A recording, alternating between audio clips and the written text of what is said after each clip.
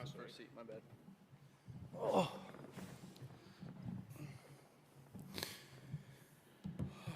Okay, everyone, we'll make a start. I'm delighted to welcome the 2020 US Open champion, Bryson DeChambeau, to the interview room.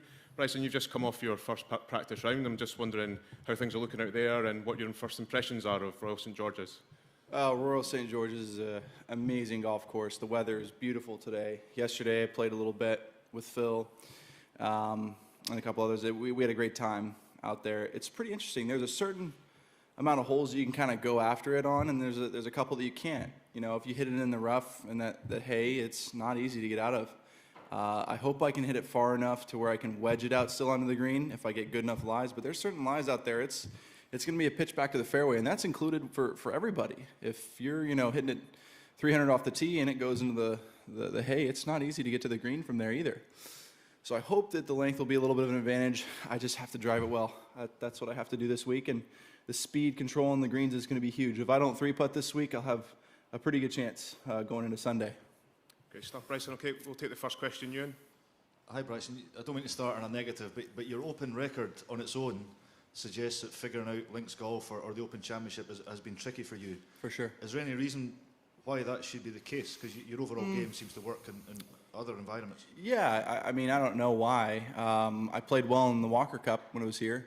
I had the best. I played really great golf.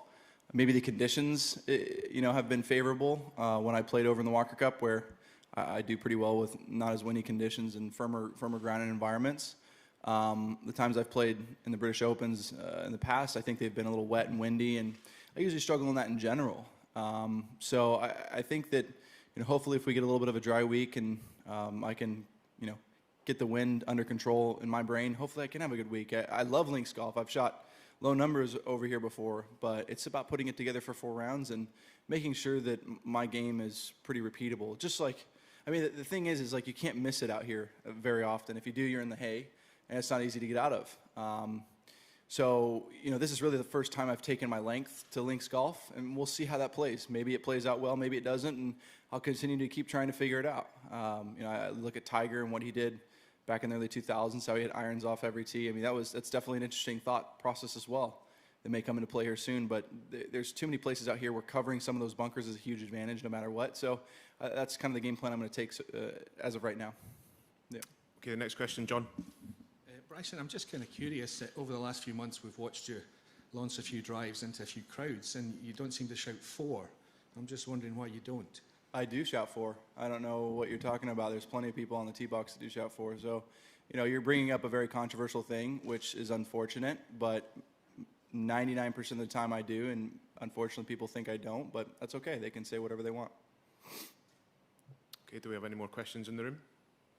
Down here in the middle row. Hi, Bryson. Sorry for bringing up this topic. It's just a new one for obviously it's the first time you've been in the country for a while. Brooks was in here earlier saying that he continued to feel you were fair game and that he was going to take his shots. I just wonder how you feel about this round now, because it seems to have become a bit of a pantomime. He can say whatever he wants. I think he said something about lack of Liberty National not upholding something. I don't know what he's talking about in that regard. Maybe that's on me. Maybe I didn't. I really don't remember anything about that. We just had a conversation that, I really don't know what happened because we haven't really bantered back and forth until now. So it's like, why is that happening now? Anyway, besides that, I'm here to just play golf and focus on that. If we want to keep bantering back and forth, obviously being respectful and having, keeping lines where they aren't getting crossed. Yeah, I think it's fun, good environment for people out in golf. Can I just quickly ask, is there a sort of more contrived element to this, the fact he's offering his fans free beer if they taunt you on the course? I don't know. That's, again, probably more of a PGA Tour or I would say RNA, USGA issue than even me. I can't do anything about that. He can do whatever he wants. Okay, the next question, Phil, middle row. Yeah, Bryson, could you just give us any examples from today of sort of hitting it out of the hay, as you called it? Anything in particular where you... 15, you hit it left. I hit it left, and it was in some pretty thick stuff, and I tried to get a 7-iron out of it, and just didn't... I could barely get it out, so it's pretty diabolical. I think you just got to weigh the risk-reward in those situations. If you get a good lie, I'll be able to get it out of there up next to the green and hopefully save par. But the key is driving in the fairway this week. No matter what, you got to be in the fairway. If I get in there more times than not into the hay, probably not going to have a good chance this week. So I got to make sure the driver's well. But 15 was brutal. Even on 14, I just tried to chip it out of the left over the water. It was in the thick stuff, the hay, and just chipped it out with a 58 degree back into the fairway because there's nothing more you can do. Such a bad lie. So good test. Okay, I'm going to take 2 further questions in here, and then we'll pass to Zoom. First on the right here, and then Bob at the front. Bryson, apart from being the only one that's only a venue that's in the south of England, is there anything else that makes this one apart from the other venues that you've played in the Open? Anything that is distinctly different is what you're trying to. Yeah. Well, it's a lot softer in the fairways this year. I feel like than in other British Opens that I've played in. Even at Portrush, when it was still raining, it was still running out quite a bit. From what I can remember, maybe I'm wrong in that, but it seems like the fairways are holding golf balls a lot better. Maybe that's just because it's early in the week, but that's what I can recognize right now that's a little bit different. Okay, Bob.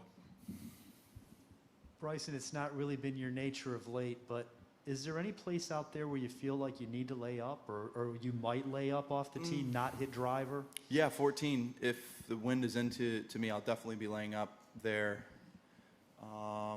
5, the dogleg left, hitting a 4-iron off the tee. If I can't cover the 338 number, I think it is, then I'll be laying up there as well. 8, good example too. I'll try and lay up short of those right bunkers. Get myself a wedge into the green. So yeah, there's definitely still a lot of places. Number, 3, the 3. It's kind of over the big Himalayan, I think they call it the Himalayan bunker or something like that. I'm not sure. But again, hitting it over that part. I'm not going to be in drivers too tight up in that little corridor. Okay, we're going to go to questions from the media joining online. Liv, if you want to go ahead. Thanks, Stuart. And our first question is from Brian Kior. Brian? Nope. Okay, we'll move on to Mechanizaru. Hey, thank you. It's Mark Cannizzaro from the New York Post. Sorry about that. It seems to be calling me on that. Bryson, I just had a question for you. Some players thrive on controversy and conflict and distractions and stuff like that and can perform on from that. How would you describe yourself as handling those kind of things? Obviously, Detroit, with the thing with Kim and stuff. I don't know how much that affected that week for you, but how do you describe yourself as a guy that handles those kind of outside things, influences? Yeah, everybody's human. I'm definitely human. We all make mistakes and things happen, and we have emotion. And I think that sometimes people objectify us big players at the top of the game too much, and they don't realize that we are human and we make mistakes and things happen. Somebody that thrives in controversy, I don't even think it's about that. I'm out here, look, I never grew up to become famous. I grew up to play golf, and that's something that people I don't think realize, and it's difficult to truly understand unless you're in this environment. And sometimes you try and make the best of situations and they don't necessarily look good or come out the right way, and that's life, unfortunately. And us as professionals, we have to be on top of it all the time, and unfortunately it just doesn't come out the right way sometimes, or happens the way you want it to, and we make mistakes. But at the end of the day, we have to move on and do the best we possibly can. And for me, I'm somebody that doesn't necessarily like controversy. I just like doing my own thing. Do I like showcasing something unique and different? Yeah, but I guess what comes with that is controversy, and that's something that I don't necessarily deal the best with sometimes, but at the end of the day, I try to do the best. I'm trying to become better at it. The next question is from Ronan McNamara, please. Hi, Bryson. Just going back to Koepka's comments about being sure that you won't be paired together in the Ryder Cup. Would you have any problem being paired with him in the Ryder Cup? Oh, no. Steve Stricker decided so. No, not at all. I think it'd be kind of funny, actually. I'd love it. I think we'd do well, to be honest. It'd create a little interesting vibe for the team or for the guys we're playing against. Thanks. And our next question is from Ian Slattery. Hi, Brooks. Last week you played the match in Big Sky in Montana, and that was a bit of an idiosyncratic course. Did you feel that maybe on top of the fact that it was obviously charity and a bit of fun, that there was a little bit of preparation for links type course with the hills and the hilly greens and the slopey greens? Yeah, it was, I wouldn't say it was great preparation for links golf, but we raised a lot of money for charity. I think we delivered 6.5 million meals, which was amazing. So we did a lot for charity, and I think that was more of the reason why I did it and wanted to showcase myself in a unique light that people don't usually get to see me in. Because, again, people think I'm this really hard-pressed person that demands everything out of everybody, and that's not true. I mean, people think that's the case, but for me, I wanted to show a different side of me. I wanted people to see that there's more to Bryson than what just meets the eye, what they think meets the eye. And also, I would say from a slope perspective, it was nice getting to see the greens and how slopey they were. That was kind of fun. I will say that the green speeds were 11, so it didn't really relate to here, and the super huge slopes didn't, and the altitude adjustment didn't help very much. So not really much I can relate to that, but it was certainly fun to get give a lot back to charity, and also just play a fun round of golf with some amazing athletes. Our next question is from Steve, please. Bryson, how's it going with your caddy? And what are the unique challenges being teamed up with him for the first time at a major championship on a links course? Yeah, it's certainly throwing him into the deep end, like I showed on my Instagram post. He's okay with it. He loves it. We've been doing really good together. It's provided me an opportunity to be in a different state of mind with Brian. He's a different individual and a very hard worker, somebody that I have high regard for and respect for, as well as Tim. I would say that he's still learning the ropes a little bit, which is expected on any end when you have somebody new that's really never caddied before. But I wanted somebody on the bag that I could trust just as much as I did with Tim, and I think that's why he fit the place so well. It's going to take probably a few weeks, but so far he's done super well, and I'm super proud of him for taking this role. Thanks, Stuart. We'll pass back to the room. Into that you're hitting up, 15 to 20% slopes, and that can be quite treacherous and difficult trying to control speed. And then having 60, 70, 80 footers on certain holes. For us guys over in America, we play on speeds that are around 11s, and these are a little bit under that. And it makes for a little bit of a challenge that we all have to adjust to.